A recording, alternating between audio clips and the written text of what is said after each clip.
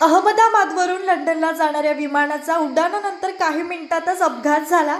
या अपघातात 262 जणांचा मृत्यू झाला। यामध्ये रत्नागिरी जिल्ह्यातील मंडणगड तालुक्यातील बुरीगावची सुकन्या एअर होस्टेस रोशनी राजेंद्र सोनघरेचा या अपघातात मृत्यू झाला। तिच्या अपघाती मृत्यूनंतर बुरीगावासह तालुक्याने हळहळ व्यक्त केली आहे। 4 दिवसापूर्वीच रोशनी आपल्या बुरी गावी आली होती। मंडणगड तालुक्यातील बुरी या गावची रोशनी ही एअर इंडियात एअर होस्टेस होती। कालच्या अपघातात तिचा दुर्दैवीरित्या मृत्यू झाला।